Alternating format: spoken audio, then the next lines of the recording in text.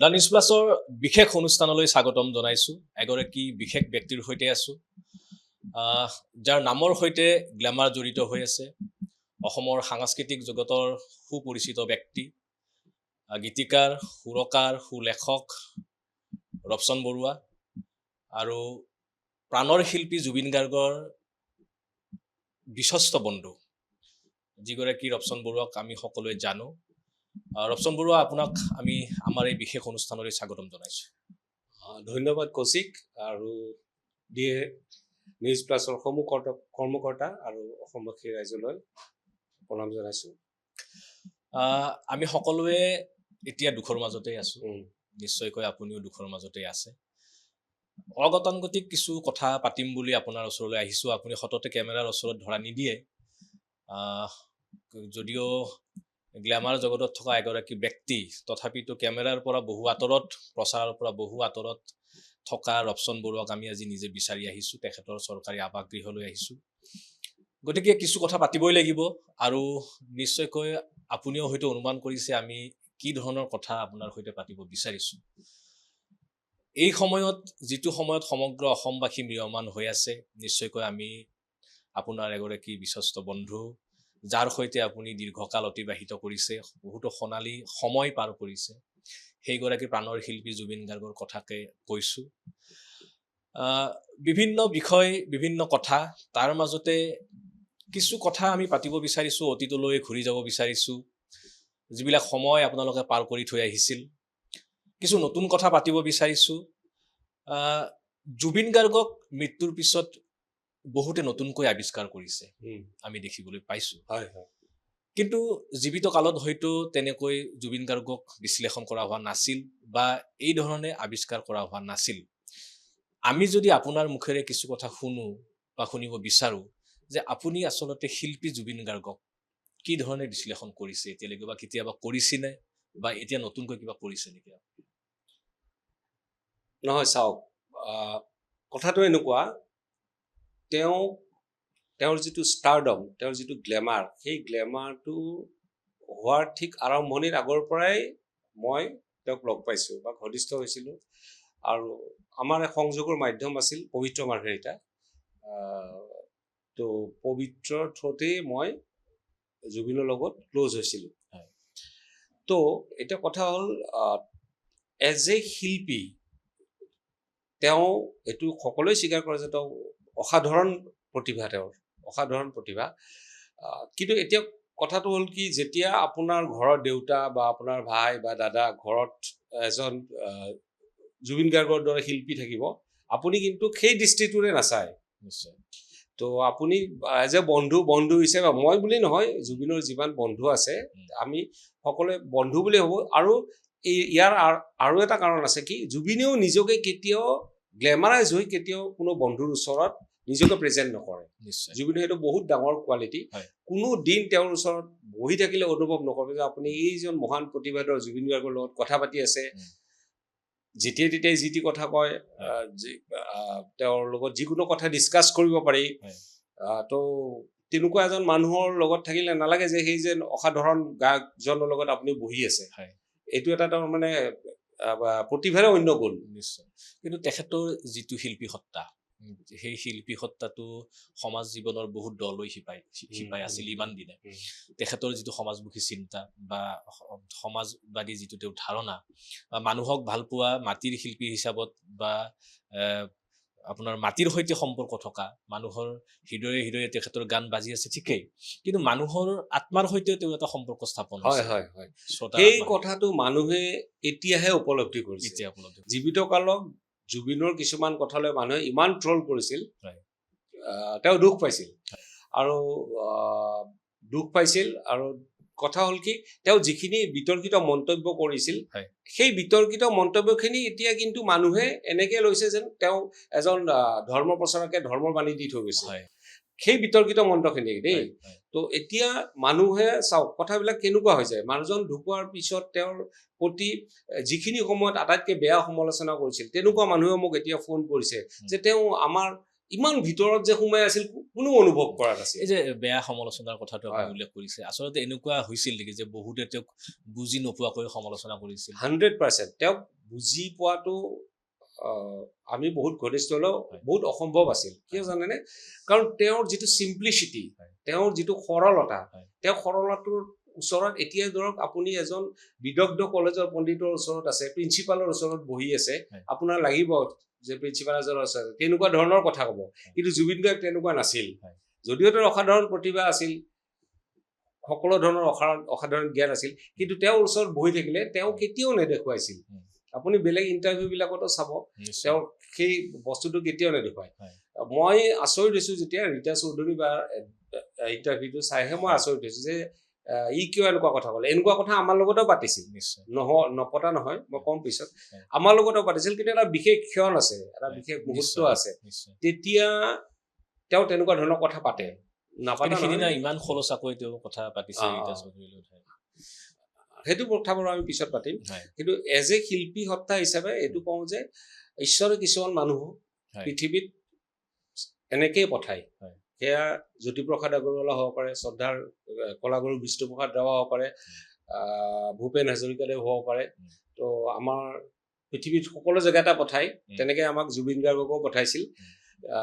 হয়তো জীৱিত কালত আমি তেওঁৰ চাৰাউণ্ডিঙত থকা মানুহখিনিয়ে তেওঁৰ ভাৱমূৰ্তি কিছু ম্লান হ'লেও এতিয়া মানুহে দেৰিকে হ'লেও বুজি পাইছে। মোৰ সেইটোৱে সন্তুষ্টি যে মানুহে তেওঁক এতিয়া যি পৰ্যায়ত লৈ গৈছে, ঈশ্বৰৰ পৰ্যায়ত লৈ গৈছে, তেওঁৰ শিল্পী সত্তাটোক যি মৰ্যাদা দিছে এতিয়া, সেইটো তেওঁ কিন্তু নিজে জীৱিত কালত দেখা পোৱা হ'লে তেওঁ আৰু ভাল পালে। কিন্তু তেওঁ এই কথাটো জানিছিল, কিন্তু তেওঁ নিজে জানিছিল যে তেওঁ মানে কি পৰ্যায়ৰ এজন মানুহ তেওঁ জানিছিল। আপোনাৰ যেতিয়া আপোনালোকে প্ৰথম অৱস্থাৰ পৰা তেওঁৰ লগত আছিলে, কিন্তু সেই সময়ত আপোনালোকৰ অনুভৱখিনি কেনেকুৱা আছিল যে এইগৰাকী জুবিন গাৰ্গ সময়ত সেইগৰাকী জুবিন গাৰ্গ, আজিৰ যিগৰাকী জুবিন গাৰ্গ, মানে সেই যিটো তেখেতৰ ব্যতিক্ৰম যিটো চৰিত্ৰ, এই ব্যতিক্ৰম চৰিত্ৰটো তেতিয়া কোনোবাখিনিত আপোনালোকে অনুভৱ কৰিবলৈ সক্ষম হৈছিল নে হোৱা নাছিল? আচলতে এনে বন্ধু এজন কেৱল এজন বন্ধুৰ মানে বন্ধুত্বপূৰ্ণ যিটো সম্পৰ্ক, এই সম্পৰ্কৰ মাজত তেওঁৰ ব্যতিক্ৰমী চৰিত্ৰটো কেনেধৰণে আপোনালোকে অনুধাৱন কৰিছিল বা অনুভৱ কৰিছিল? তেওঁতো একদম আগৰ পৰাই ব্যতিক্ৰম আছিল। এতিয়া ধৰক এজন বন্ধু হিচাপে আমি চব ধৰণৰ কামেই কৰি পাইছো। বহুত উৎপাত কৰিছো, বহুত ঘূৰিছো ফুৰিছো, বহুত চব। কিন্তু কথা হ'ল কি, তেওঁৰ যি ব্যতিক্ৰম চিন্তা চৰ্চা, তেওঁৰ যি ব্যতিক্ৰম তেওঁৰ প্ৰতিভা, এই বস্তুটো আমি প্ৰথমৰ পৰাই জানিছিলো। আৰু সেইকাৰণে আমাৰ মাজত এজন বন্ধু হ'লেও তেওঁৰ প্ৰতি যথেষ্ট মৰম আৰু শ্ৰদ্ধা, এই দুইটাই আছিল আমাৰ প্ৰত্যেকজনৰে। কিন্তু দেই, মৰম আৰু শ্ৰদ্ধা। আৰু এই বস্তুটো বিশেষকে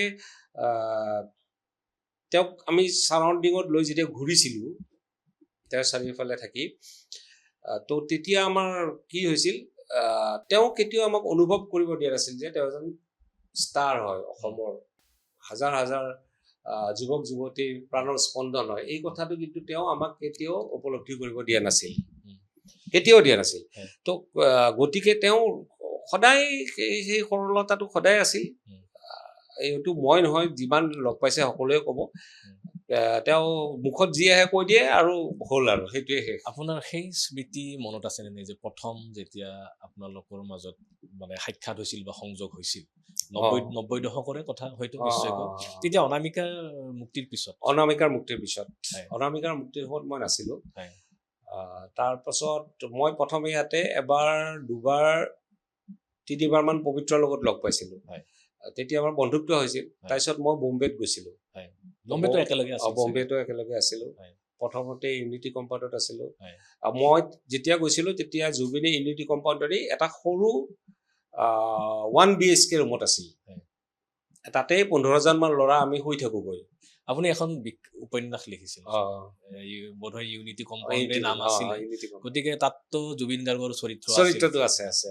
মানে তাতে মই লিখিছিলো সেই সময়ত কেনেকে ষ্ট্ৰাগল কৰে, এটা গান গাবৰ কাৰণে গোটেই ভাৰতৰ পৰা ল'ৰা ছোৱালীবিলাক গৈ কেনেকে ষ্ট্ৰাগল কৰে, এই কথাটো মুম্বাইৰ যিখন ছবি এখন মই লিখিছিলো।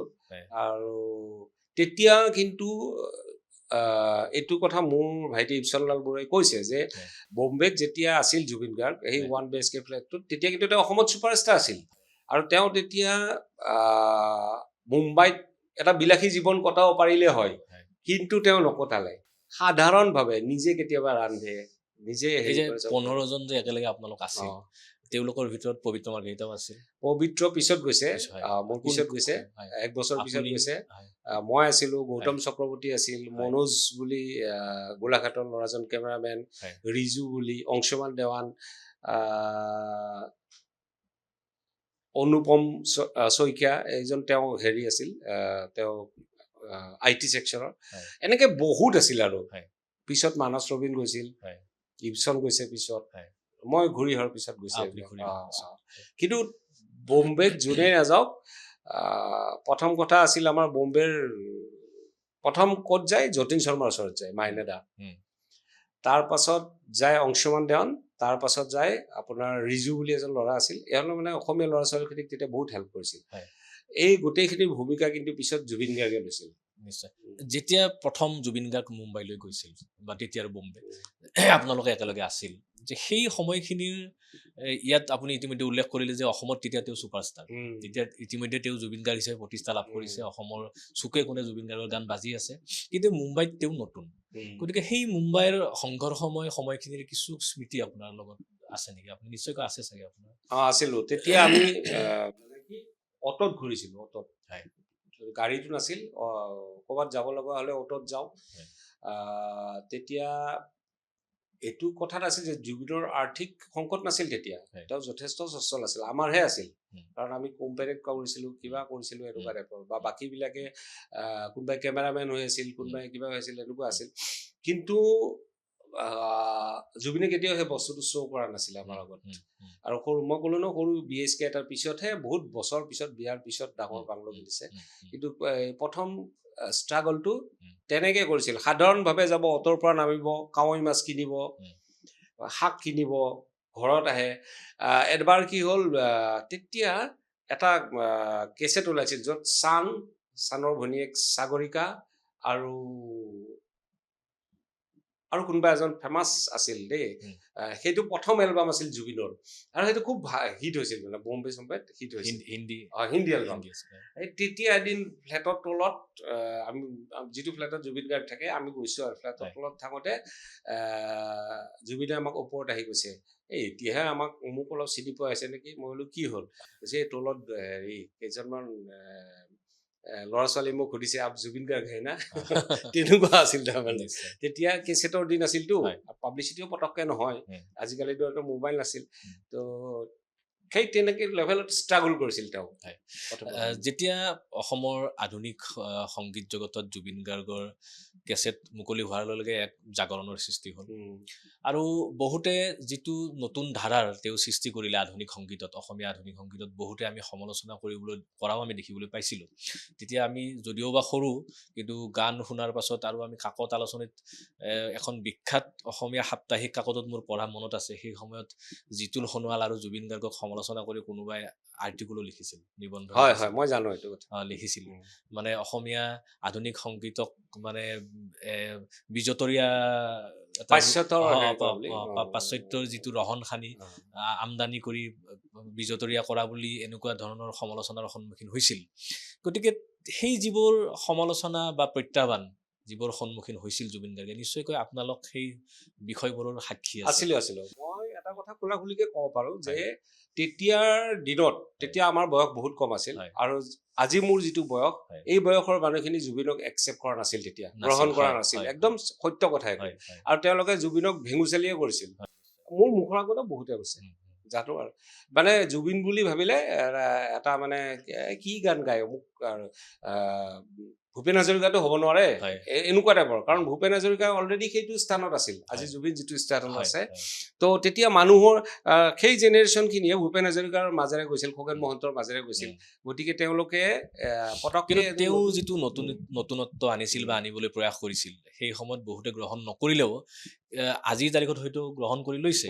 কিন্তু সেই সময়ত সেই পৰিৱেশটো কিয় আছিল যে তেওঁলোকে জুবিনক আঁকোৱালি ল'ব পৰা নাছিল, নে জুবিনৰ সেই ধাৰাটোক আঁকোৱালি ল'ব পৰা নাছিল? নহয়, এই কথাটো চাওক, সেই সময়ত অসমৰ পলিটিকেল চিটুৱেশ্যন কেনেকুৱা আছিল? আলফাই হিন্দী গান গাব নিদিয়ে, জুবিনে হিন্দী গান গায়, কাকো ভয় নকৰে, কোনোবা এনেকুৱা পৃথিৱীত আৰ্টিষ্ট আছে নেকি যি টেৰৰিষ্টে মুকলিকে দম দিয়াৰ পিছত ষ্টেজত উঠি গান গোৱাৰ সাহস? সেইটো অকল জুবিন গাৰ্গৰে আছিল। আপুনি চাওক কা আন্দোলনত সকলোৱে তেওঁক এৰি থৈ গৈছে। এইটো কথা মানে মোৰ দুখ লাগে। মই বাৰু ৰাজনৈতিকভাৱে জড়িত নহয়, কিন্তু তেওঁৰ সকলো বন্ধুই তেওঁক এৰি থৈ গৈছে। কিন্তু তেওঁ মৰাৰ আগদিনাখনলৈকে কৈ থাকিল যে মই কা নামানো। এনেকুৱা ষ্টেণ্ড পৃথিৱীত কোনজন গায়কে দিছে আজিলৈকে? মই সেই কথাটোকে আপোনাক সুধিছিলো বা আমি পাতিব বিচাৰিছিলো যে তেওঁৰ যিটো মানে নতুনকৈ আৱিষ্কাৰ কৰা কথাটো মই যিটো ক'লো যে তেওঁৰ যিটো স্থিতি আছিল, স্বাভিমান আছিল, এটা স্বাভিমান আছিল, বা তেওঁ যিটো কথা কয় স্পষ্টভাৱে কয়, বা যিটো কথা চিন্তা কৰে সমাজৰ হিতৰ বাবে হওক বা জাতিৰ হিতৰ বাবে যিখিনি তেওঁ চিন্তা কৰিছিল। কিন্তু বহুতে কা আন্দোলনৰ সময়তো আমি দেখিছিলো যে বহুতে তেওঁক সমালোচনা কৰিছিল, পক্ষ বিপক্ষই সমালোচনা কৰিছিল। আৰু এতিয়া আমি দেখিছো যে যিসকলে তেওঁক মানে আমাৰ যে কয় কুকুৰে কিবা কাঁইট নোখোৱা গালি পাৰা বুলি, এনেকুৱা যিটো কথা কয় অসমীয়াত এটা প্ৰবচন আছে, যে তেনেকৈ সমালোচনা কৰা কটু সমালোচনা কৰা মানুহেও আজি জুবিন গাৰ্গক ভূয়সী প্ৰশংসা কৰি আছে। তেওঁলোকে সেই সময়ত তেওঁক বুজিবলৈ চেষ্টা কৰা নাছিল নেকি সেই মানুহখিনি? বুজিবলৈ নহয়, আচলতে এইটো কি জানা, এইটো এটা সমাজৰ নিয়ম। আধুনিকতা হ'ল চিৰপ্ৰবাহমান এটা বস্তু। আজি যিটো আধুনিক, কাইলৈ সেইটো কিন্তু পুৰণি। এদিন ভূপেন হাজৰিকা আধুনিক আছিল, এদিন জ্যোতিপ্ৰসাদ আগৰৱালা আধুনিক আছিল। প্ৰথম অসমীয়া আধুনিক গানটো জ্যোতিপ্ৰসাদ আগৰৱালাই লিখা ন। তো তেওঁক আমি আধুনিক বুলি আমাৰ ল'ৰা ছোৱালীবিলাকে এতিয়া নকয়, হয়নে নহয়? এদিন জুবিনৰো এনেকুৱা হ'ব, জুবিন পুৰণি হৈ যাব এদিন। 100 বছৰ পিছত জুবিন পুৰণি হৈ যাব, তেওঁৰ গানখিনি সৃষ্টিখিনি অমৰ হৈ যাব, ভূপেন হাজৰিকাদেৱৰ যেনেকুৱা হ'ল। তো আধুনিকতা হ'ল চিৰপ্ৰবাহমান এক বস্তু। কিন্তু কথা হ'ল কি, এই যে একচাম মানুহে মানিব নোখোজে, তেওঁলোকে আচলতে সেই সমাজৰ পৰিৱৰ্তনৰ লগত খাপ খাই পৰিব নোখোজে। এটা পুৰণিকলীয়া বস্তুকে সাৱটি ৰাখিব খোজে। এইটো তেওঁলোকৰ দোষ নহয়, এইটো এটা মোহ, এইটো এটা এক প্ৰকাৰ তেওঁলোক আচন্ন হৈ যায়। সেইটোৱে কথা। সংগীতৰ জুবিন গাৰ্গ আৰু ধৰক সমাজমুখী চিন্তাৰ জুবিন গাৰ্গ বা সমাজৰ প্ৰতি দায়বদ্ধ জুবিন গাৰ্গ, এই যিটো তেওঁৰ চৰিত্ৰ, সাধাৰণ মানুহক সহায় কৰা, সাধাৰণ মানুহৰ সৈতে থকা, মানে তেওঁক আপুনি ইতিমধ্যে উল্লেখ কৰিছে যে তেওঁ কোনো গ্লেমাৰৰ মাজত থাকিব বিচৰা নাছিল। যে মই এই কথাটোকে বাৰে বাৰে ক'ব বিচাৰিছো যে তেওঁৰ যিটো আমি যে নতুন, মই যে আপোনাক সুধিছিলো যে আপুনি কি ধৰণে বিশ্লেষণ কৰিছে, কেৱল তেওঁৰ শিল্পী সত্তাটো বুলিয়ে নহয়, তেওঁৰ যিটো ব্যক্তিত্ব, সেই যিটো অসাধাৰণ ব্যক্তিত্ব, এই বস্তুটোক আপুনি কি ধৰণে ক'ব বিচাৰিব যে মানুহৰ প্ৰতি তেওঁৰ যিটো দায়বদ্ধতা, মাটিৰ প্ৰতি, জাতিৰ প্ৰতি, সাধাৰণ মানুহৰ প্ৰতি? মই এইখিনি এটা কথা কওঁ দেই, মই যেতিয়া জুবিন গাৰ্গক ক্ল'জলি পাইছিলোঁ, ভেৰি ক্ল'জলি, সেইখিনি সময়ত আমি বিভিন্ন ধৰণৰ কথা পাতিছিলোঁ, কমিউনিজিমৰ পৰা আৰম্ভ কৰি। সেইখিনি সময়ত জুবিনে মুখত মই দুটা বস্তু সুধিছিলোঁ। প্ৰথম কথা হ'ল, জুবিন গাৰ্গ কেতিয়াবা ৰাতি নিজে বিষ্ণু ৰাভালৈ পৰিৱৰ্তন হৈ যায়। এইটো বহুতে জানে, তেওঁ নিজকে বিষ্ণু ৰাভা বুলি ভাবে, আৰু তেওঁ বিষ্ণু ৰাভাৰ দৰে আচৰণ কৰিব লয়। তেওঁ ৰাভাৰ আদৰ্শৰ প্ৰতি পুৰা হেৰি আছে, মানে ৰাভাৰ আদৰ্শৰ প্ৰতি থকাটো বেলেগ, কিন্তু তেওঁ নিজে কয় মই এতিয়া বিষ্ণু ৰাভা। যেতিয়া অলপ নিশা গভীৰ হ'ব, আমি তাৰমানে সেই অৱস্থাটো কিন্তু তেতিয়া পবিত্ৰ আৰু মই ভয় কৰিছিলোঁ, আজি বিষ্ণু ৰাভা হ'লে কিন্তু চব চেছ, এনেকে কয় দিওঁ, গান চান নাগায় আৰু সেইদিনাখন। তেওঁৰ মনৰ ভিতৰত থকা, বুকুৰ ভিতৰত থকা বৈপ্লৱিক চেতনাটো জাগৃত হৈ যায়। তাৰপিছত আমাক বুজাব ধৰিব চব, এনেকুৱা টাইপৰ। এই বস্তুটো বহুত আগৰ পৰাই আছে।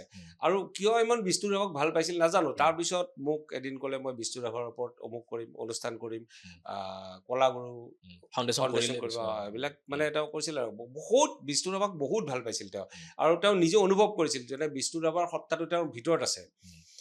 আৰু সেই বিষ্ণু ৰাভাই যিটো সৰ্বসাধাৰণৰ কাৰণে কৰিছিল, তেওঁ সেইটো কৰিব বিচাৰিছিল। কিন্তু কথাটো হ'ল কি, যুগ সময় সেই বস্তুটো তেওঁক সুবিধাটো নিদিলে। তেওঁ বিষ্ণু ৰাভাৰ দৰে জনসাধাৰণৰ মাজত, গাঁৱৰ মাজত সোমাই গৈ যাব নোৱাৰিলে, কাৰণ তেওঁ এজন আছিল বেচিকেলি ছিংগাৰ, গায়ক। তেওঁ গ্লেমাৰ বা তেওঁৰ সামাজিক স্থিতিয়ে তেওঁক সেই ৰুট লেভেলৰ পৰ্যায়লৈ যোৱাৰ পৰা আঁতৰাই ৰাখিলে। তো তেওঁ সেই কামটো কিন্তু কৰিলে। কেনেকৈ কৰিলে? মানুহক সাহাৰ্য প্ৰদান কৰি, বানপানীত সাহাৰ্য প্ৰদান কৰি, প্ৰতিদিনে তেওঁৰ ওচৰলৈ মানুহক সাহাৰ্য প্ৰদান কৰি, ইভেন তেওঁ নিজৰ বন্ধু বান্ধৱ, আত্মীয় স্বজন, এনেকুৱা বোধহয় কোনো নল'ব যাৰ তেওঁক সহায় কৰা নাই।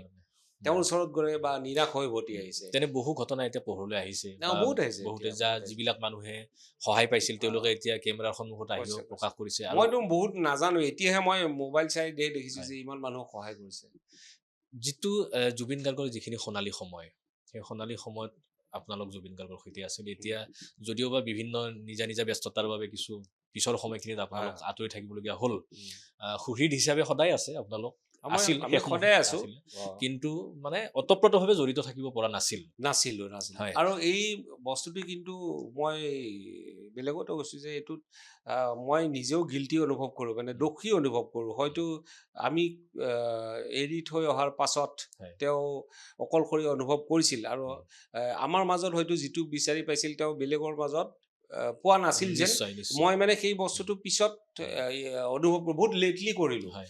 আৰু মানে এইটো এতিয়া কাকো দোষো দিব নোৱাৰো নিশ্চয়। কাৰণ কিন্তু আপোনালোকৰ সম্পৰ্কখিনি প্ৰফেচনেল নাছিলে প্ৰফেচনেল নাছিল আপোনালোকৰ খুব মানে আত্মিক সম্পৰ্ক এটা আছিল য়েছ আত্মিক সম্পৰ্ক এটা আছিল অ।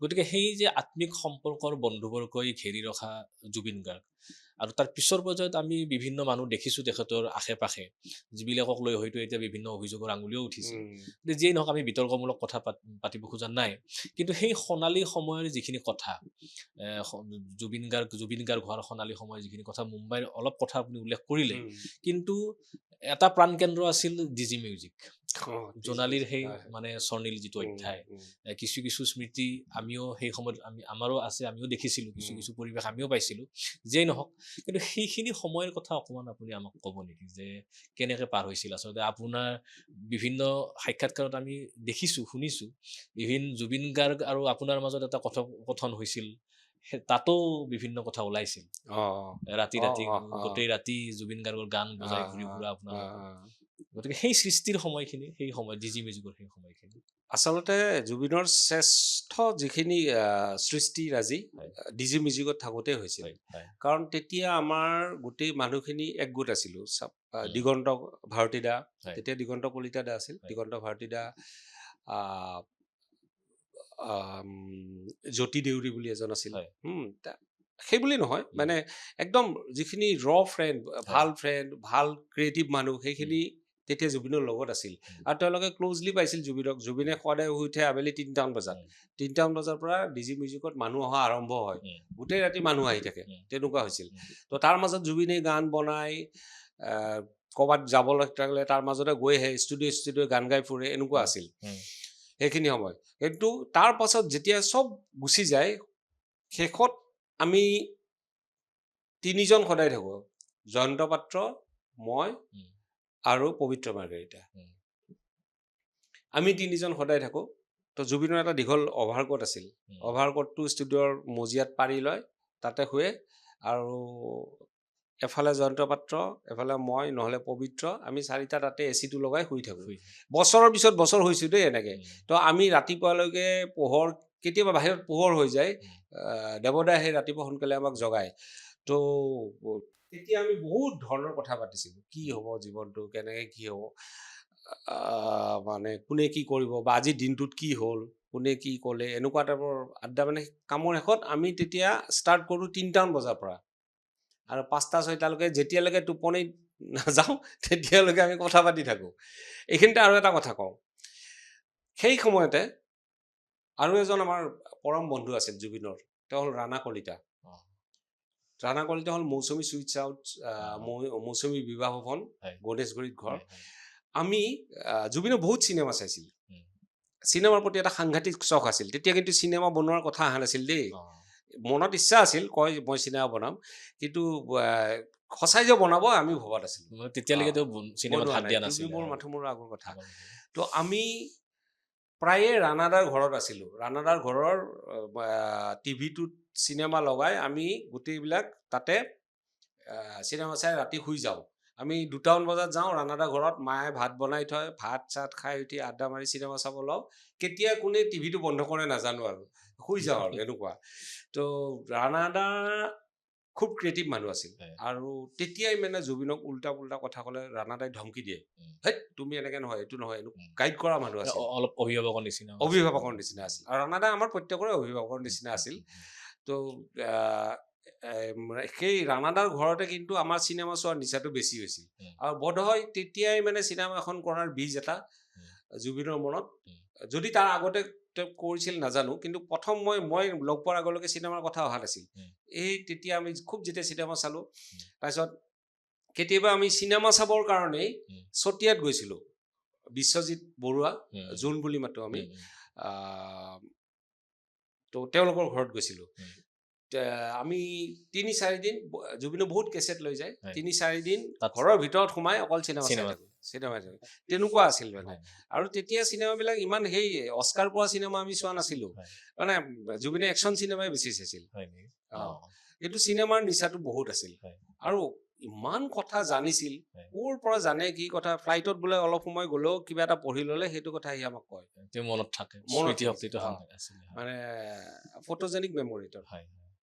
আৰু তেওঁৰ বিভিন্ন সাক্ষাৎকাৰতো আমি দেখিছোঁ বা কথা বতৰাতো পাইছোঁ যে সৰু কালিৰ কথাও তেওঁ যথেষ্ট অঁ অঁ খুব মনত তেওঁৰ আছিল এই যে বন্ধুবৰ্গ আপোনালোকে তেখেতৰ লগত আছিল তেখেতৰ যিটো খেয়ালি স্বভাৱৰ জুবিন গাৰ্গ বা ধৰি বান্ধি ৰাখিব নোৱাৰা জুবিন গাৰ্গ যিটো আপোনালোকে পাৰিছিল নে নাই তেখেতক আমি কিন্তু পাৰিছিলোঁ দেই এইটো হয়। কথা মই নকওঁ আমাৰ আটাইতকৈ জুবিনৰ কলিজাৰ এটা অংশ আছিল জয়ন্ত পাত্ৰ জয়ন্ত পাত্ৰ আছিল জয়ন্ত পাত্ৰৰ নাম এতিয়া বিশেষকৈ কোনেও লোৱা দেখা নাই মই কিন্তু মই জানো জয়ন্ত পাত্ৰ জুবিনৰ কাৰণে কি আছিল তো জয়ন্ত পাত্ৰ এনেকুৱা মানুহ আছিল জুবিনে যদি কিবা এটা নকৰিবলগীয়া কাম কৰে সি থিয় হৈ থাকে আৰু জুবিনে নন ষ্টপ গৌৰ মাৰে চকী দলিয়াই তাৰ খংটো এনেকুৱা আছিল ন আৰু জয়ন্ত পাত্ৰ কনষ্টেণ্টলি থিয় হৈ থাকে নাই তুমি যাব নোৱাৰা ইমানলৈকে পৰ্যন্ত কৰা মই দেখিছোঁ তেনেকে যদি গাড়ী জোৰে চলাই আমি গাড়ীৰ পৰা নামি দিওঁতো তুমি যোৱা আমি খোজকাঢ়ি যাম যোৱা তেতিয়া তেওঁ ৰৈ যাব বাধ্য তেওঁ ৰৈ যায় তেতিয়া নচলাই জয়ন্ত কয় তই চলা এনেকে কয় এনেকুৱা বহুত কৰিছিলোঁ মই বেলেগতো কৈছোঁ ড্ৰিংকছৰ ক্ষেত্ৰতো আমি কৰিছিলোঁ দৰ্জা বন্ধ কৰি থ'বলগীয়া অঁ আমি কৰিছিলোঁ এনেকুৱা এইটো আৰু ষ্টেজত উঠাৰ আগতে আমি বিশেষকৈ পবিত্ৰ মই ষ্টেজত উঠাৰ আগত যেতিয়া গাড়ীত গৈ থাকোঁ তেতিয়া আমি বুজাওঁ যে তুমি এইখিনি কথাহে ক'বা সেই পিৰিয়ডটোত আপুনি চাব জুবিনে ক'তো কণ্ট্ৰভাৰ্চিয়েল কথা নাই কোনো বিতৰ্কৰ সূচনা কোনো হোৱা নাছিল বিতৰ্ক নাছিল অথচ আলফাই তেওঁক বেন কৰিছিল কিবা কৰিছিল কিন্তু ক'তো বিতৰ্কিত কথা কোৱা নাছিল কাৰণ আমি তেওঁক বুজাইছিলোঁ যে এইটো বস্তু এনেকে ক'বা এইখিনিহে তোমাৰ কোৱা এনেকুৱা টাইপৰ এটা মানে এডভাইচ নহয় ঠিক যেনেকে ককায়েকে ভায়েকক কয় নিশ্চয় বা তেনেকুৱা ঐ তই এনেকুৱা কৰিবি দেই তেনেকুৱা টাইপৰ কথা শুনিছিল কিন্তু পিছৰখিনি কি হ'ল মই এতিয়া অনুভৱ কৰিছোঁ যে পিছৰ মানুহখিনি খুব বেছি প্ৰফেচনেল মানুহ লগ পালে তেওঁ প্ৰফেচনেলে হ'ল প্ৰফেচনেল মানুহ মানে লগ আৰু পালে বহুতখিনি সম্পৰ্কটো বিনিময় নিচিনা হৈ গ'ল বিনিময় নিচিনা হ'ল য'ত তেওঁৰ আত্মাৰ কথাবোৰ গম নাপালে এদিন মোক নৱ মেধি খুব ভাল বন্ধু জুবিনৰ তো নৱমেধিয়ে এদিন কৈছিল বোলে মই বহুত দিনৰ মূৰত গ'লোঁ আৰু সি মোক সাৱটি ধৰি ইমান কান্দিছে মই তেতিয়া বঙাইগাঁৱত আছিলোঁ তেতিয়া নৱক সুধিলোঁ কিয় কান্দিছে সি কৈছে কান্দাটোতো আগৰ পৰা থাকে মাজে মাজে কান্দে কিন্তু সি কৈছে নৱ মই বহুত লনলি ফিল কৰোঁ আজিকালি তহঁত আহিবিচোন মাজে মাজে তেনেকৈ কৈছিল মোক খুব বেয়া লাগিছিল সেইদিনাখন তাৰে দুদিনমান পিছতে আচৰিতভাৱে জুবিনে মোক ফোন কৰিছিল বহুত কম ফোন কৰে মই বেয়া নাপাওঁ কাৰণ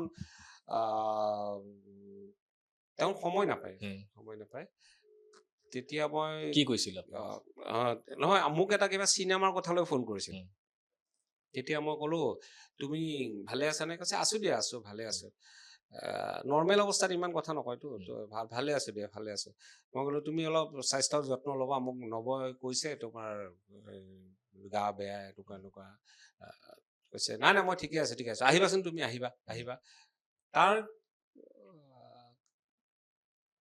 বহুত দিন পিছত বোধহয় মোক এই মায়াবিনী শ্ব'টোত মাতিছিল সেইটো প্ৰগ্ৰেম এটা কৰিছিল বহু গানৰ তেখেতৰ সৃষ্টিৰ বহু গানৰ কালজয়ী গানৰ প্ৰথম শ্ৰোতা আপুনি পবিত্ৰ মাৰ্ঘেৰিটা বা আপোনালোক সেই সময়ৰ বন্ধুবৰ্গ বহুত আৰু বোধ কৰোঁ আপুনি লিখা গানো জুবিন গাৰ্গে গাইছে গতিকে তেনে কি আপোনাৰ মনত আছে যে এটা গানৰ সৃষ্টিৰ ঠাউকতে গানৰ সৃষ্টি হৈছিল নে সময় লাগিছিল গান এটা সৃষ্টিৰ ক্ষেত্ৰত নহয় মানে মই এটা কথা কওঁ জুবিনে যদিও ভাত খাই আছিল কথা পাতি আছিল, গাড়ী চলাই আছিল, তেওঁৰ কিন্তু মন মগজু সদায় সংগীতত আছিল।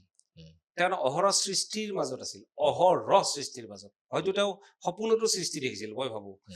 কাৰণ ইমান কম সময়ত ইমান জনপ্ৰিয় গান, ইমান সুন্দৰ বাক্য গাঁথনিৰে লিখাটো এজন লিজেণ্ডৰ বাহিৰে অসম্ভৱ। কাৰণ তেওঁক আমি ইমান হেৰি কৰা নেদেখো। যেতিয়া গান এটা লিখে তেওঁ, আমি এটা গান লিখিলে কি হয়, মই 10 বাৰ কাট কুট কৰোঁ, এইটো শব্দ দিম নে, এটা ভাল লাগিব। তেওঁ কিন্তু গান খুব কম দেখিছোঁ। তেওঁ স্ক্ৰিপ্ট মেনুস্ক্ৰিপ্টবিলাক তেওঁ লিখি থাকোঁতে আমি কাষত বহি থাকোঁতো, কথাও পাতি থাকিব, লিখিও থাকিব, কথাও পাতি থাকিব, কীবৰ্ডখন বজাই সুৰ কৰি থাকিব। এনেকুৱা ধৰণৰ মোটামুটি গান লিখাও হ'ল, সুৰো হৈ গ'ল, গান লিখাও হ'ল, গায়ো দিলে লগালগ, এনেকুৱা টাইপৰ আছিল মানে। তো তেওঁৰ সৃষ্টিটোৰ যিটো লেভেলৰ সৃষ্টি তেওঁৰ, এনে চাওক পৃথিৱীততো গায়ক বহুত আছে, হাজাৰ হাজাৰ গায়ক আছে, কিন্তু সকলো গায়কে কম্প'জ কৰিব নোৱাৰে, সকলো গায়কে লিখিব নোৱাৰে।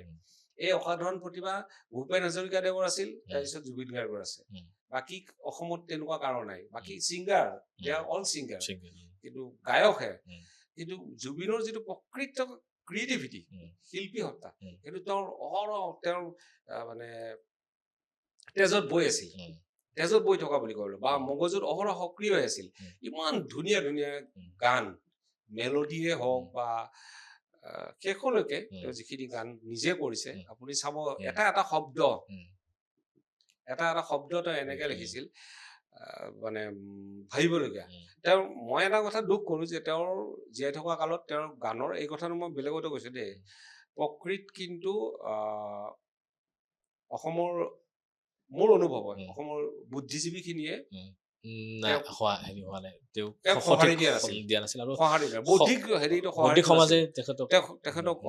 বেলেগ দৃষ্টিৰে যেন চাইছিল, সেইটো মোৰ সদায় অনুভৱ হ'ল।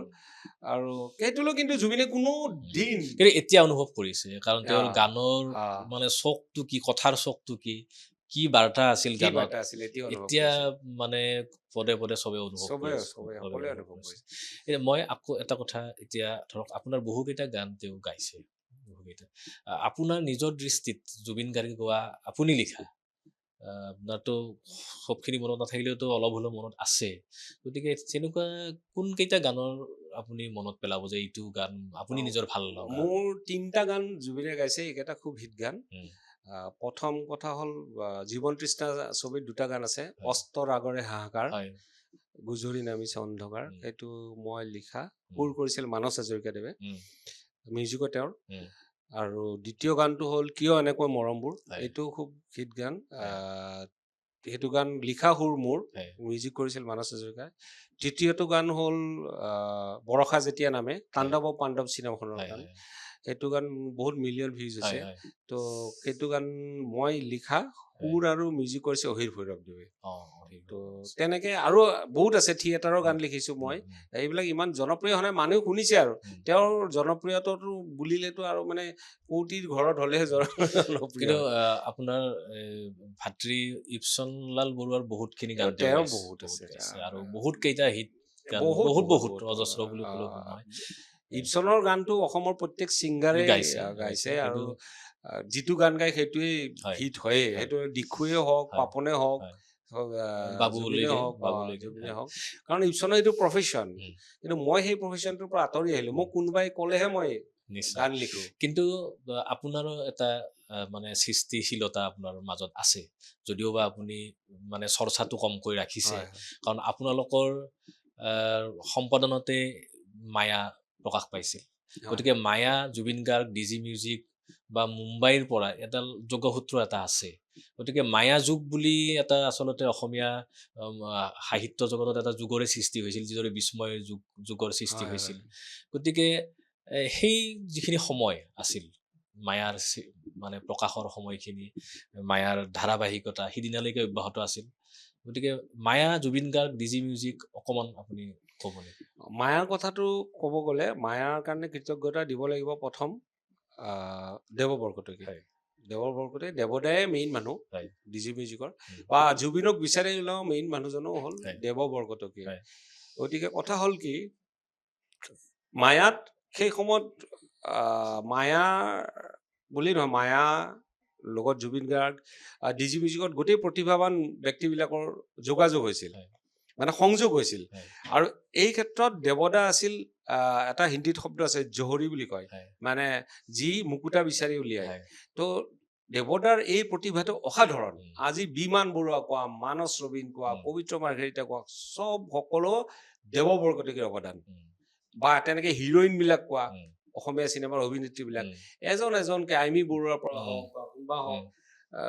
সকলো দেৱদাই প্লেটফৰ্ম দিছে সকলোকে দেৱদাই দিছে আজি যিখিনি আছে তো সেইখিনি দেৱদায়ে দিছে উম। দেৱদাৰ এইটো এটা অসাধাৰণ প্ৰতিভা তো আমি যেতিয়া ডিজি মিউজিক মইতো কোনোদিন এইবিলাকৰ লগত জড়িত নাছিলো কিন্তু কিন্তু মোক আপুনিতো লিখা মেলা কৰা কিন্তু মই নিজেই নাজানিছিলো যে মই ইমান লিখো আৰু ভাল বুলি নকওঁ লিখো যে নাজানিছিলো পবিত্ৰ আৰু দেৱদা মানে জোৰ কৰি লিখাইছে মোক তেনেকুৱা টাইপৰ গান প্ৰথম মোক দেৱদাই লিখাইছে গান এই লিখা ৰাংঢালী কেছেটটোৰ কাৰণে গান লিখিব লাগে লিখা তুমি লিখিব পাৰিবা দিয়া এনেকুৱা আৰু বহাই লৈ লিখাই দিলে এই মৰমজান গানটো মই লিখা ৰাংঢালী কেছেটৰ সেইটো বহুত জনপ্ৰিয় হৈছিল তো তেনেকে মানে দেৱদা অসাধাৰণ এইটো এটা প্ৰতিভা আছিল যদিও তেওঁ ক্ৰিয়েটিভিটিৰ লগত জড়িত নহয় কিন্তু তেওঁ জানিছিল কোনে কি কৰিব পাৰিব সেইখিনি বস্তু তেওঁ উলিয়াই লৈছিল এইটো আছিল ডিজি মিউজিকৰ প্ৰাণকেন্দ্ৰ আছিল দেৱদা আমাৰ তো আৰু দেৱদাই বহুত মৰম কৰিছিল সকলোকে ইভেন কেছেট বনোৱা ল'ৰাটোৰ পৰা আৰম্ভ কৰি আজি মই দেৱদাৰ নাম ল'ব লাগিব আৰু জুবিনৰ এই উত্থানত দেৱদাৰ এটা বৃহৎ অৰিহণা আছে যদিও মই নাজানো তেওঁলোকৰ ব্যৱসায়িক লেনদেনৰ কথা মই নাজানো কিন্তু জুবিনৰ এই উত্থানত এটা প্ৰথম যিটো বেকআপ দিছিল দেৱদাই যেনেকুৱা ধৰণৰ কেছেট কাভাৰ জুবিনে বিচাৰে তেনেকুৱাই লাইফন বুলি এটা ইণ্ডাষ্ট্ৰি আছিল মুম্বাইত জুবিনৰ কেছেট হওক আমাৰ মায়াৰ কাভাৰ হওক তাত তেতিয়া প্ৰিণ্টিং কৰিলেহে সেইকাৰণে মায়াৰ কাভাৰটো জিলিকি থাকে জুবিনৰ কাভাৰবিলাক বেলেগ সদায় তেওঁ তেনেকুৱা আছিল তাৰমানে মানে তেওঁ নিজেও ভাল পায় তেনেকুৱা ধৰণৰ কামবিলাক কৰি তো জুবিনকো সেই বহুত উৎসাহ দিছিল আৰু জুবিন যদিও কেতিয়াবা গানটো গোৱা নাই গানটো গোৱা নাই দেৱদাই 10 বাৰ মান ফোন কৰে গানটো গালা নাই গানটো গোৱা আকৌ ৰখি আছো ইয়াতে ৰিলিজ দিব লাগে নহয় কেছেটটো জুবিন থাকে বোম্বেত আদায় কৰাত মানে তেওঁ খুব ভাল আছিল সেইকাৰণে সৃষ্টিও বহুত হৈছিল সেইকাৰণে বহুত সৃষ্টি হৈছিল আৰু এই সকলৰ অৰিহণা মই ভাবো যে দেৱদাৰ বাহিৰে বেলেগ নহয় দেৱদাৰ অৰিহণা বহুত আছে যদিও তেওঁক এতিয়া মই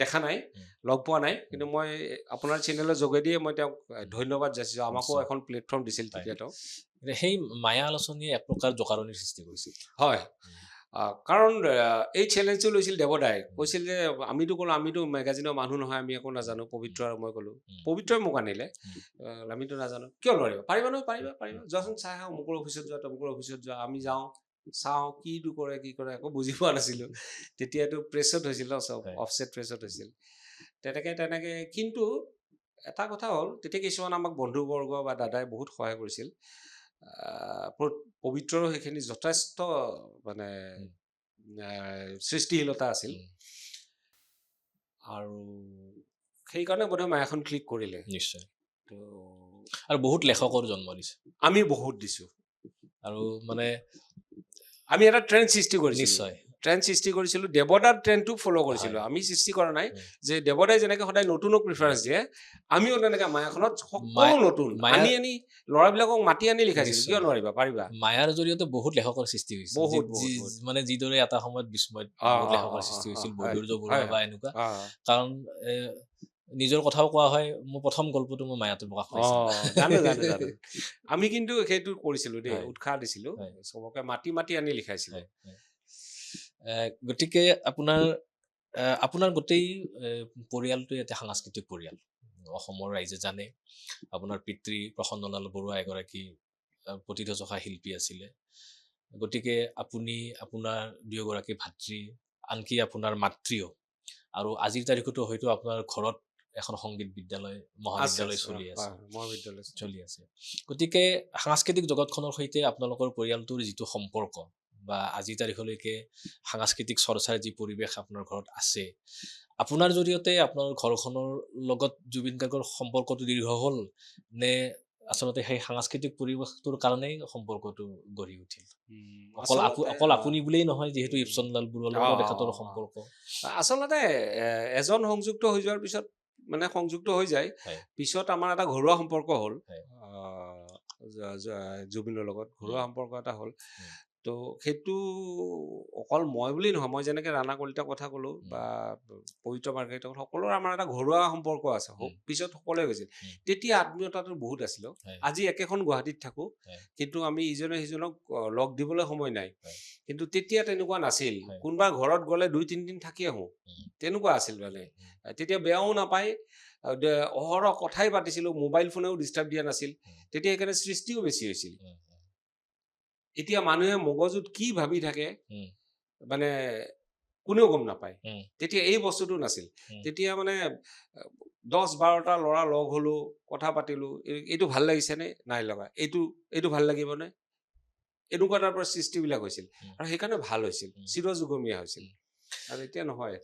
এতিয়া অনুৰাগীৰ কথা যদি আমি অকণমান পাতো, যে নিশ্চয়কৈ যিকোনো চেলিব্ৰিটিৰ হওক, তেওঁ সংগীতৰ মানুহেই হওক, অভিনয়ৰ মানুহেই হওক, বা সাহিত্য জগতৰ মানুহেই হওক, বা শিল্প চৰ্চা যিকোনো কলা জগতৰ বিভিন্ন ক্ষেত্ৰতেই হওক, নিশ্চয়কৈ তেওঁলোকৰ অনুৰাগী থাকিবই। আৰু চেলিব্ৰিটিৰ অনুৰাগী এনেও বেছি। জুবিন গাৰ্গৰ অগণন অনুৰাগী আছে।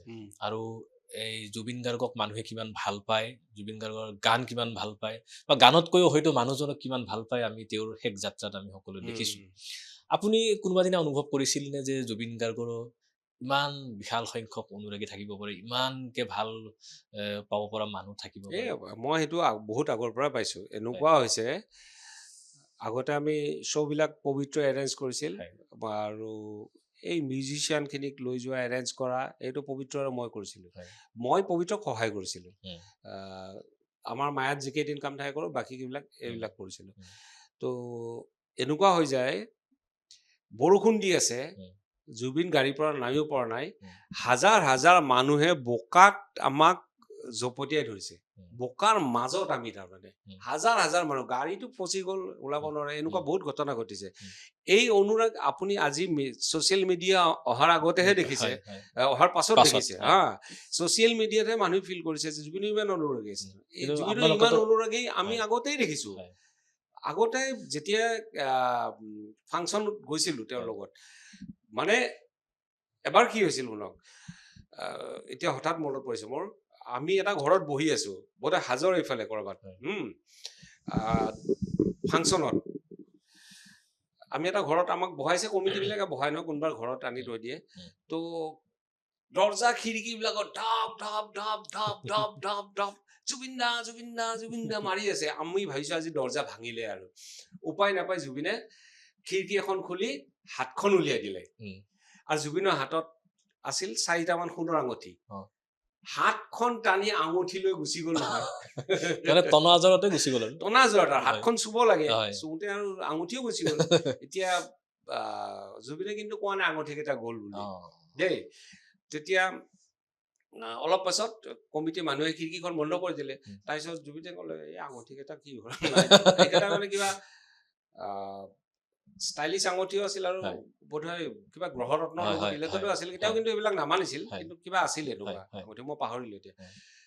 তো চাব কিমান ভাল পাই জুবিনক, সেই যিকেইটা ল'ৰা আঙুঠি কেইটা লৈ গৈছিল, কমিটিৰ মানুহ ঘূৰাই দি থৈ গৈছে। তাৰমানে সঁচা অনুৰাগী। সঁচা অনুৰাগী। এনেকুৱা বহুত হাজাৰ। এতিয়া যিটো আপোনালোকে ফেচবুকত দেখিছে, তাতকে আমি বহুত অনুৰাগী দেখিছো। ইমান তেজেদি চিঠি লিখা, য'তে যাওঁ তেনেকুৱা তাত ওলাবই আৰু কেইজনমান তেজেদি চিঠি লিখি জুবিনক দিয়া। সেইবিলাকতো আপোনালোকে পঢ়িবলগীয়া হৈছিল। আমি পঢ়িছিলো। জুবিনক যদি জোকাও, লাজ কৰে আৰু এনেকুৱা টাইপৰ। লাজে কৰে দেই। তেতিয়া চিঠি লিখাৰ প্ৰৱণতা আছিল। তেতিয়া চিঠি লিখাৰ প্ৰৱণতা আছিল।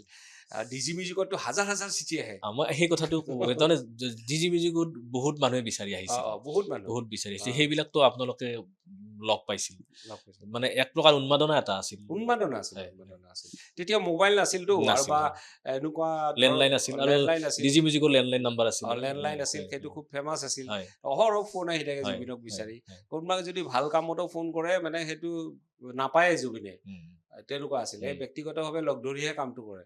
কিন্তু সেই সময়ত মই ভাবো এতিয়া যিখিনি অনুৰাগী, তেতিয়া সেই চামটো, যিটো চামৰ পৰা জুবিন অন্তৰত সোমাই গ'ল, আজি ধৰক 20-30 বছৰে, সেই 20-30 বছৰীয়া ল'ৰা ছোৱালীখিনি এতিয়া 50-60 বছৰ হ'ল, নিশ্চয়, হয়নে নহয়? তো সেইখিনি মানুহে অহৰহ তেওঁক কঢ়িয়াই লৈ ফুৰিছে বুকুত কঢ়িয়াই লৈ গৈছে। বুকুত কঢ়িয়াই লৈ ফুৰিছে গতিকে সেইকাৰণে এটা মানে তেওঁলোকৰ ল'ৰা ছোৱালীও জুবিনৰে অনুৰাগী জুবিনৰে অনুৰাগী। কাৰণ এটা সৰু সজাইতে মই দেখিছো হয়। কান্ধত অ ল'ৰা ছোৱালী লৈ এই প্ৰচণ্ড ভিৰত প্ৰচণ্ড গৰমত কি সাহসত কিমান ভাল পালে কিমান ভাল পাব লাগিব তেনেকে আহিছে দেখিলে এতিয়া চকু পানী ওলাই যায়। মানে কমেও 3টা প্ৰজন্ম উম। 90 দশকৰ পৰাই যদি আমি কমেও 3টা প্ৰজন্ম জুবিন গাৰ্গৰ অনুৰাগী উম। বা আগন্তুক সময়লৈ যেতিয়ালৈকে অসমীয়া সংগীত বাচি থাকিব বা অসমীয়া জাতি বাচি থকালৈকেতো অসমীয়া সংগীত বাচি থাকিবই তেতিয়ালৈকে নিশ্চয়কৈ জুবিন গাৰ্গো বাচি থাকিব। আপুনি কি ভাবে যে এতিয়া জুবিন গাৰ্গক এই নতুন প্ৰজন্মই কিদৰে জীয়াই ৰাখিবলৈ কি কি কৰা উচিত আচলতে কি পন্থা লোৱা উচিত? নহয় কথাটো এনেকুৱা চাওক বেলেগ গায়কৰ কথা মই নকওঁ জুবিন গাৰ্গে অকল গান গোৱা নাছিল he is not a singer only তো আৰু জুবিনে অসমীয়া সংগীতৰ এনেকুৱা এটা ধাৰা নাই য'ত কণ্ঠদান কৰা নাই নিশ্চয় এইটো এটা বহুত ডাঙৰ কথা আমাৰ অসমীয়া মানুহে কামৰূপী লোকগীত নুশুনিছিল ঢেকেৰী বুলি কৈছিল কামৰূপী লোকগীত গালে হা জুবিনে যেতিয়া গালে সেইটো ছুপাৰ হিট হ'ল আৰু মানুহে নতুন এটা স্বাদ বিচাৰি পালে আৰু তেওঁ কামৰূপী লোকগীত বুলি নহয় কোনটো ধাৰাত দিহা নাম কিবা নাম মানে বনগীত যিয়ে গাইছে আনকি বৰগীতো বৰগীত মই সেইটোৱে ক'লো যে অসমীয়া সংগীতৰ এনেকুৱা এটা ধাৰা নাই য'ত জুবিনে কণ্ঠদান কৰা নাই আৰু তেওঁ কণ্ঠদান কৰাৰ পাছত সেই গানবিলাকে অন্য এক মাত্ৰা পাইছে। আজি যদি 100 বছৰ নহয় 200-300 বছৰ পিছতো কোনোবাই কামৰূপী লোকগীত শুনে বৰগীত শুনে দিহানাম শুনে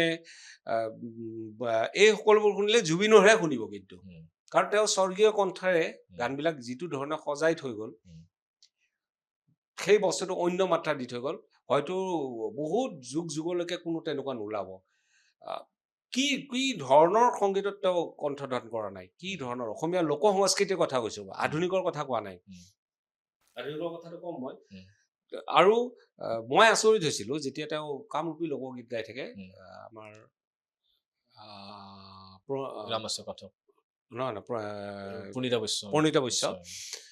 প্ৰণীতা বৈশ্যৰ লগত খুব ধেমেলীয়াভাৱে কথা পাতেতো আৰু কামৰূপী এটা কথা পাতে যেতিয়া গান গায় আৰু খুব মৰম কৰিছিল তেওঁ আৰু প্ৰণীতা বৈশ্য অসাধাৰণ প্ৰতিভা দেই মানে এবাৰ গালে হৈ গ'ল আৰু এনেকুৱা জুবিনৰ দৰে তাৰপিছত যেতিয়া গান গায় তেতিয়া মই এদিন ৰাতি ক'লো যে তুমি যে কামৰূপী লোকগীত গা গানটোত কিন্তু হেৰি দেই আমাৰ কিন্তু কামৰূপীৰ প্ৰভাৱটো তোমাৰ নাই জুবিন গাৰ্গক কৈছিলে কৈছিলো কামৰূপী প্ৰভাৱটো নাই কৈছে সেইটো মই দিয়া নাই নহয়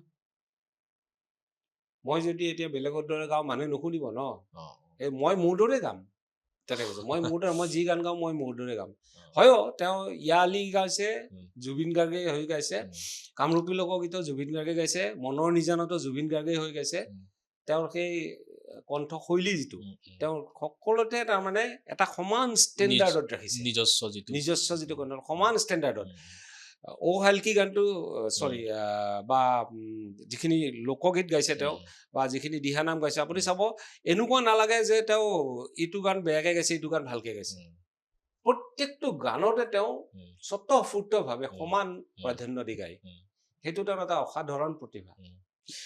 এই কামৰূপী লোকগীতৰ কথা ওলাওতে মোৰ এটা কথা মনত পৰিছে আপুনি দেৱবৰগতীৰ কথা উল্লেখ কৰিছিলে দেৱবৰগতীকে বোধ কৰোঁ এই কামৰূপী লোকগীতৰ লৈও কেছেট বনাইছিল মানে অডিঅ' কেছেটৰ কথা কোৱা নাই মই ভিচিডি কেছেট বনাইছিল বিপুল বশিষ্ঠ গোস্বামী স্ক্ৰিপ্ট লিখিছিলে মনত পৰিছে গতিকে দেৱবৰগতীৰ অৰিহণাটো যথেষ্ট বহুত বহুত দেৱদাই মই ক'লো নহয় দেৱদা হ'ল মানে মুকুতা বিচাৰিব জনা মানুহ তেওঁ জানিছিল আৰু তেওঁৰ এটা বস্তুত সাংঘাতিক হেৰি আছিল তেওঁ জানিছিল কি চলিব ব্যৱসায়িক দৃষ্টিকোণ অসাধাৰণ প্ৰতিভা আছিল তেওঁ আৰু সেইকাৰণে তেওঁ জীৱনত যথেষ্ট উন্নতি কৰিছে চাওক তেওঁ কোনো বেকগ্ৰাউণ্ড নোহোৱাকৈ তেওঁ ষ্ট্ৰাগল কৰি অহা যোৰহাটৰ পৰা আহি গুৱাহাটীত আজি প্ৰতিষ্ঠা লাভ কৰিছে ইমান বিশাল ইণ্ডাষ্ট্ৰি এটা চলাই আছে তো এইটো বহুত ডাঙৰ কথা মই ভাবোঁ কাৰণ বহুতে প্ৰত্যেক সূত্ৰে এনেকুৱা সম্পত্তি পায়ো কৰিব নোৱাৰে কিন্তু তেওঁ জিৰ'ৰ পৰা আহিছে। এই আজিৰ তাৰিখত বিভিন্ন চৰ্চা হৈ আছে জুবিন গাৰ্গৰ মৃত্যুৰ প্ৰসংগটো তদন্ত প্ৰক্ৰিয়া চলি আছে, সেইটো এটা অন্য বিষয়। কিন্তু তাৰ মাজতে আজি যেনেকৈ মই আপোনাক বিচাৰি আহিছোঁ, বা হয়তো বিভিন্ন সংবাদ মাধ্যমৰ লোকে আপোনাক বিচাৰিছে, আপোনাক ফোন কৰিছে, কাৰণ যিহেতু এ, এ, বহু সময় আপোনালোকে পাৰ কৰিছিল আৰু ভাল দিনবোৰ, যিকেইটা দিনত আচল সৃষ্টিখিনি হোৱা বুলি মানুহে কয় জুবিন গাৰ্গৰ, গতিকে সেই সময়ত যিখিনি বন্ধুবৰ্গ, পবিত্ৰ মাৰ্ঘেৰিটাই হওক, আপুনি হওক, জয়ন্ত পাত্ৰ আজি নাই বাৰু, যি কেইগৰাকী বন্ধুবৰ্গ এতিয়াও আপোনালোক আছে, কোনোবাখিনিত আপোনালোকৰো কিবা দুখ থাকি গ'ল নেকি যে জুবিন গাৰ্গক জুবিন গাৰ্গৰ লগত আমি এনেকুৱা কাম কিছু আৰু কৰিবলগীয়া বাকী থাকি গ'ল, বা জুবিন গাৰ্গক আমি কিছু কথা ক'বলৈ ৰৈ গ'ল? হয়, মোৰতো থাকি গ'ল, মই বেলেগৰ কথা নাজানো। মই প্ৰথম কথা, আমি জুবিনৰ ভগ্নী মমন আৰু মই প্লেন কৰিছিলোঁ, তেওঁ জীয়াই থাকোঁতে আমি এখন ইংলিছত তেওঁৰ বিষয়ে কিতাপ ওলোৱাৰ কথা। তো সেইখন মানে অলপ ৰিচাৰ্চ পেপাৰ টাইপ হ'ব। তো তাৰ কাৰণে আমি বহুত প্লেনিং কৰিলোঁ, কিন্তু কাৰ্যক্ষেত্ৰত নহ'ল। আৰু এটা কথা মই লক্ষ্য কৰিছোঁ যে হয়তো তেওঁৰ ডাঙৰ শিল্পীবিলাকৰ জীৱনত এনেকুৱা ঘটনা হয়েই নেকি, যে বিভিন্ন ধৰণৰ যিবিলাক ঘটনা ঘটিছে তেওঁৰ জীৱনত, কোনোবাক হেৰুৱা, কোনোবাক পোৱা, বা আমি যে আঁতৰি আহিলোঁ, তো এইবিলাক আচলতে আমি ইচ্ছা কৰি অহা নাই। সেইটো এনেকুৱা কিছুমান পৰিস্থিতি হৈছে, এনেকুৱা কিছুমান চিটুৱেশ্যন হৈছে, য'ত মানে আমি আঁতৰি আহিছোঁ। কিবা বিশেষ কাৰণ আছিল নেকি যে আপোনালোক মানে আঁতৰি থাকিবলগীয়া হ'ল? কৰ্মব্যস্ততা বাৰু আছে, মানি ললো, আজি পবিত্ৰ মাৰ্ঘেৰিটা এগৰাকী কেন্দ্ৰীয় মন্ত্ৰী, কিন্তু তাৰ আগলৈকে হয়তো আজিৰ পৰা 5-6 বছৰ আগলৈকে হয়তো তেওঁ নাছিল ৰাজনীতিত, হয়, বা আপুনি ধৰক আজি চাকৰি সূত্ৰে আছে, কিন্তু সাংস্কৃতিক জগতখন আপুনি একেবাৰে এৰি দিব নোৱাৰে, যিহেতু আপোনাৰ তেজত আছে। কিন্তু মানে কিবা এনে বিশেষ কিবা এনেকুৱা কাৰণ আছিল নেকি? এইটো চাওক, এইটো একদম সময়ৰ কথা এইটো। তো আমাৰ যেতিয়া সময় আছিল, আমাৰ ডেকা সময়টো আমি জুবিনৰ লগত কটালো। তাৰপিছত আমাৰ ধৰক চাকৰি হ'ল, সংসাৰ হ'ল, পবিত্ৰই বেলেগ ধৰণৰ ৰাজনীতিৰ ফালে মন মেলিলে, চবৰে নিজা নিজা ক্ষেত্ৰ কিছুমান আহিল, চবৰে পবিত্ৰ সংসাৰ হ'ল। তো আমি আঁতৰি আহিবলৈ বাধ্য হ'লোঁ। আমাৰ আত্মিক সম্পৰ্কটো কমি যোৱা নাই, কিন্তু আমি সময় দিব নোৱাৰা হ'লোঁ। আপুনি নৱম এটিৰ কথা উল্লেখ কৰিছিল, যিগৰাকী বন্ধুক তেওঁ আঁকোৱালি লৈ কান্দিছিল, গতিকে তেনেকুৱা মুহূৰ্ত আপোনাৰ লগতো গৈছে নেকি, যে মানে পিছৰ পৰ্যায়ত যে আপোনাক বিচাৰিছিল, মানে অকমান আপোনালোকৰ সৈতেও অলপ নিকট সময় পাৰ কৰিব বিচাৰিছিল চাগে, মই অনুভৱ কৰোঁ এতিয়া, কাৰণ মই বহুতকেইটা জুবিনৰ যোৱা বছৰো মই এটা ছাডেন কল পাইছিলোঁ। মানে মোক বহুত ফোন নকৰে, মোক বহুত কম ফোন কৰে জুবিনে। কেতিয়াবা কিবা শব্দৰ অৰ্থ লাগিলে, কেতিয়াবা গান লিখি থাকিলে, কেতিয়াবা কিবা এটা বস্তু বিচাৰি নাপালে মোক ফোন কৰে, তেতিয়া মানে জানে এইটো ইয়াৰ তাতে আছে আৰু এনেকুৱা টাইপৰ। তো মই তেতিয়া কিন্তু গম পাওঁ কিবা এটা বেলেগ ক'ব খুজিছে, ক'লে বেলেগ, মানে এটা ফিল কৰা যায় ন, তেনেকুৱা টাইপৰ। তো যেতিয়া মই লাষ্ট তেওঁৰ ইণ্টাৰভিউ শ্ব'ত গৈছিলোঁ, মায়াবিনীত যেতিয়া মাতিছিল, তেতিয়া অহাৰ সময়ত মোৰ কান্ধত হাতখন থৈ মোৰ ফালে এনেকৈ চাইছে, চাই কৈছে, হাঁহিছে দেই, কৈছে তুমি আহিবাচোন, এনেকৈ কৈছে মোক। মই বোলো ক'ত? মই বোলো মোৰ ষ্টুডিঅ'ত আহিবা, এনেকৈ ক'লে। মই ক'লোঁ তোমাৰ তাতে গ'লে কি হ'ব, তুমি থকা অজস্ৰ মানুহৰ মাজত কথা পাতিব সময় আছে, এইয়া। মই ক'লোঁ নহয়, তুমি আহিলে মই চব কাম বাদ দি দিম, এনেকৈ ক'লে। আহিবা তুমি। হয়ও মই তাৰ পাছত মালিগাঁও কেন্দ্ৰীয় বিহুৰ মানে অনুৰোধ মৰ্মে মই এদিন হঠাৎ গুচি গ'লোঁ। এইটো যোৱা বছৰৰ ঘটনা, যোৱা বছৰৰ আগৰ বছৰ নেকি, এনেকুৱা ঘটনা। গ'লোঁ, লাকিলি সেইদিনা বহুত মানুহ বহি আছে। মই যোৱাৰ পাছত কিন্তু সেই কথাটো মনত আছে জুবিনৰ, যে ই আহিলে মই এনেকৈ কৈছোঁ। মোক গোটেই ঘৰটো দেখালে, বেডৰুম দেখালে, গছ এডাল এডাল গছ, গোটেই গাৰ্ডেনখনত এডাল এডাল গছ দেখাইছে মোক, ক'ৰ পৰা আনিছে, কোনডাল গছ, কাহিনী কৈছে, গাড়ীখনত বহাইছে মোক, এইবিলাক ফটো আছে বোলো, নতুন গাড়ীখনত বহাইছে, বহিছোৱা। বহুত সময় আৰু ইণ্টিমেটলি, সেইটো মোৰ লাষ্ট ইণ্টিমেট টাইম আছিল। গাড়ীখনত বহালে, গাড়ীখনত বহাই আমি কথা পাতিলোঁ। তাৰপিছত ক'লে ফটো উঠা, ফটো নিজে উঠাব দিছে, জেনেৰেলি নকয় দেই এইটো। তাৰপাছত মোক অহাৰ সময়ত কৈছে, এইটো বকুল ফুল লোৱা, বকুল ফুল এটা উপহাৰ দিছে মোক, এইটো তুমি ঘৰত লগাবা। সেইটোৱে মোৰ কিন্তু লাষ্ট তাৰপাছত মই আৰু তাৰমানে তাৰপিছত এদিন ফোন দীঘলীয়াকে- কৰিছে ৰেলৰ দীঘলীয়াকে। কিবা শ্লিপাৰ বিচাৰি, উম। কিন্তু লগ নাপালোঁ আৰু। কিন্তু মই সেইদিনাখন অনুভৱ কৰিছোঁ দেই, কাৰণ মই পাকঘৰত গৈছোঁ, এই কথাটো কৈছোঁ, পাকঘৰত দেখিছোঁ একো খোৱা বস্তু নাই। কিবা কিবি বস্তু সিঁচৰিত হৈ আছে আৰু এনেকুৱা টাইপৰ।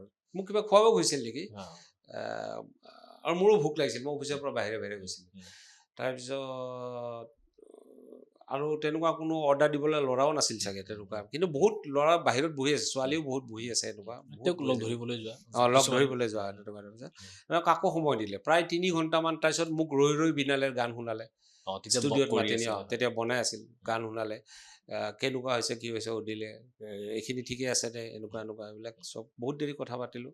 এটা সুন্দৰ পৰিৱেশত মই মানে শেষৰ সময়খিনি লগ পাইছোঁ। কিন্তু মই সেই মুহূৰ্ততো তাৰ চকু দুটালৈ চাই মই গম পাইছোঁ যে মানে বহুত কথা যেন ক'ব আছে, ক'ব পৰা নাই, এনেকুৱা টাইপৰ এটা অনুভৱ হৈছে। কিন্তু মই সেই অনুভৱটোত গুৰুত্ব নিদিলোঁ, মানে ভাবা নাই যে এনেকুৱা এটা ঘটনা হ'ব, আৰু লগটো পামেই এনেকুৱাইতো ভবা যায় ন।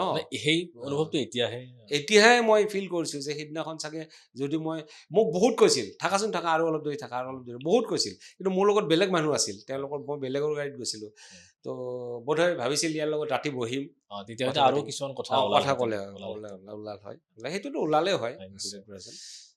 এতিয়া তেখেত গুচি গ'ল, অসমৰ জাতীয় সম্পদ বা জুবিন গাৰ্গ কি সেইটো আৰু নকৈ কোৱাৰ কোনো প্ৰয়োজন নাই, গতিকে সমগ্ৰ বিশ্বই তেওঁক আজি চকু পানী টুকিছে।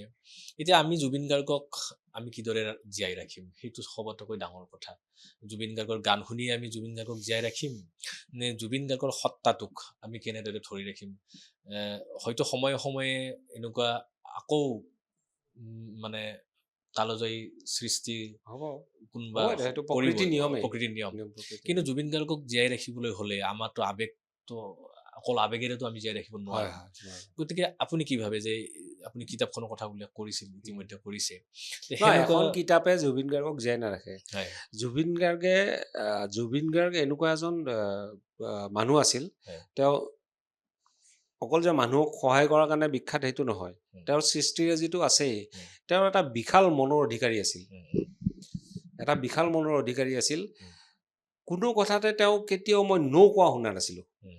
আৰু মই ভাবোঁ কি জুবিন গাৰ্গৰ সৃষ্টিৰাজি মানে জুবিন গাৰ্গৰ অহাকালি জুবিন গাৰ্গৰ যেনেকৈ বিষ্ণু ৰাভা দিৱস পাতে, সংগীতৰ উৎসৱ পাতিলে, সেইটো তেওঁ বিচৰা নাছিল।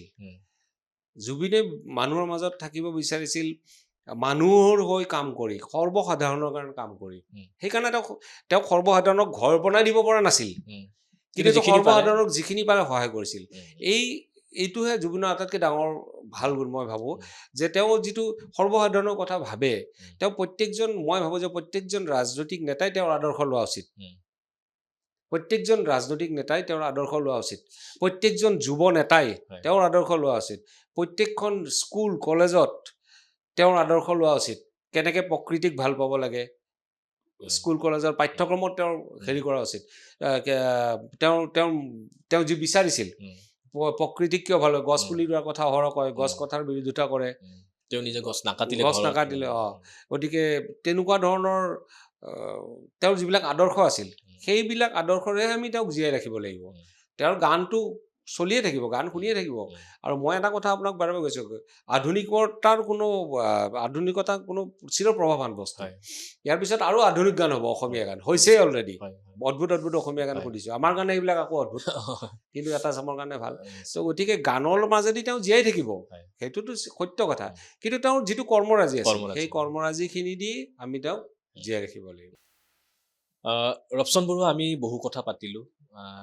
জুবিন গাৰ্গৰ সৈতে আপোনাৰ সম্পৰ্ক, অসমৰ সাংস্কৃতিক জগতখনত জুবিন গাৰ্গৰ যি অৱদান, অসমৰ ৰাইজক, সমগ্ৰ বিশ্বক, দেশবাসীক জুবিন গাৰ্গে যি দি থৈ গ'ল, আমি হয়তো আৰু নতুনকৈ সেই কথা আলোচনা কৰাৰ কোনো প্ৰয়োজন নাই। কিন্তু শেষত যদি মই এটা কথা আপোনাক সুধোঁ, যে আচলতে যি শূন্যতা, জুবিন গাৰ্গৰ মহাপ্ৰয়াণৰ লগে লগে যি শূন্যতাৰ সৃষ্টি হ'ল, তেখেতক ভাল পোৱা প্ৰতিগৰাকী মানুহৰ বুকুৱে বুকুৱে সেই শূন্যতা বিৰাজমান হৈ আছে। কিন্তু আপোনাক এনে কি কথাই সদায় দুখ দি থাকিব? জুবিন গাৰ্গৰ স্মৃতিয়ে হওক, জুবিন গাৰ্গৰ সৈতে ৰৈ যোৱা কিছুমান কথাই হওক, হয়তো আপোনাৰো কিছু পৰিকল্পনা আছিলে, এনে কি কথাই আপোনাক সবাতোকৈ বেছি দুখ দি থাকিব? পৰিকল্পনাটো বহুত আছিল, হয়। কিন্তু কথা হ'ল কি, জুবিনৰ আটাইতকৈ যিটো বস্তু আকৃষ্ট কৰে সেইটো হ'ল তেওঁৰ হাঁহিটো। ইমান ধুনীয়া হাঁহি মই পৃথিৱীত কাৰোৱে দেখা নাই। মানে তেওঁৰ হাঁহিতেই গম পায়, মানে আমি গম পাওঁ তেওঁ কোনটো হাঁহিত তেওঁ মানে কি ক'ব বিচাৰে। হয়। তেওঁৰ আপুনি ফটো উঠিলে চাবচোন তেওঁৰ হয়। হাঁহিবিলাক। হয়। প্ৰতিখন ফটোতে মেক্সিমাম ফটোত তেওঁ যেতিয়া কোনোবা লগত ফটো উঠে হাঁহি থাকে কিন্তু। হাঁহি থাকে। আৰু ইমান ধুনীয়া হাঁহি, মই তেওঁক এই কথাটো বহুত দিন আগতে মানে এদিন কৈছিলোঁ, তোমাৰ চকুতকৈ তোমাৰ হাঁহি ধুনীয়া। তেওঁৰ অন্তৰৰ ধুনীয়াখিনি তেওঁৰ তেওঁ হাঁহিটোত ওলাই যায়। তেওঁৰ সৰলতাটো তেওঁ যেতিয়া এনেকে কোনোবা কান্ধত ধৰি ফটো হাঁহি উঠে চাব আপুনি, তেওঁৰ সৰলতাটো হাঁহিটোত প্ৰকাশ পায়। এইটো তাৰ মানে স্বৰ্গীয় ডিভাইন বস্তু। আৰু এতিয়া যিটো মুহূৰ্তত তেওঁক মই মিছ কৰোঁ, মোৰ সেই হাঁহিটো বিভিন্ন স্থানত তেওঁ হাঁহি মাৰি কোৱা কথাবিলাক, হাঁহিটোহে মোৰ মনত পৰে। আৰু তেতিয়া মোৰ একদম শোকে খুন্দা মাৰি মই ক'ব নোৱাৰোঁ কাকো, কিন্তু মই অফিচত কাম কৰি থাকোঁতে বা কোনোবাৰ লগত কথা পাতি থাকোঁতে মোৰ সেই হাঁহিটো কিয় বা ইমান আকৃষ্ট কৰিছিল মই নাজানো। কিন্তু মই ভাবোঁ তেওঁৰ দৰে পবিত্ৰ এনেকুৱা স্বৰ্গীয় ডিভাইন হাঁহি প্ৰতিখন ফটোতে হওক বা ব্যক্তিগতভাৱে লগ পোৱা সময়তো যেতিয়া তেওঁ হাঁহিছিল, মই সেইটো মুগ্ধ হৈ চাই আছিলোঁ।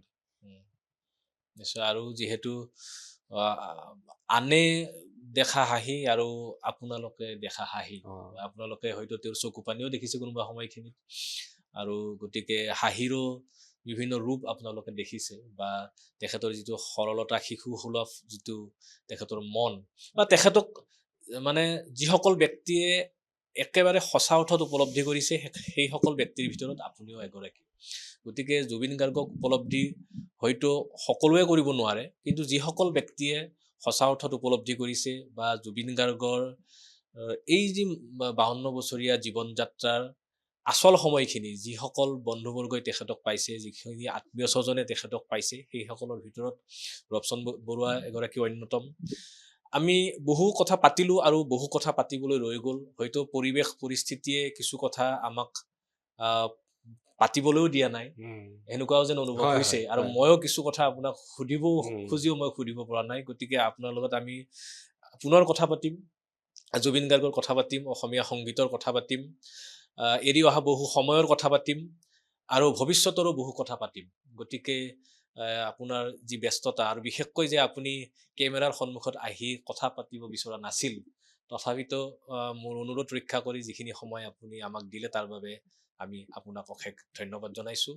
আৰু এয়া আছিল অসমৰ সাংস্কৃতিক জগতৰ, অসমৰ সমাজ জীৱনৰ এগৰাকী সুপৰিচিত ব্যক্তি ৰবচন বৰুৱা, আৰু তেখেতক আমি অশেষ ধন্যবাদ জনাইছোঁ। ধন্যবাদ।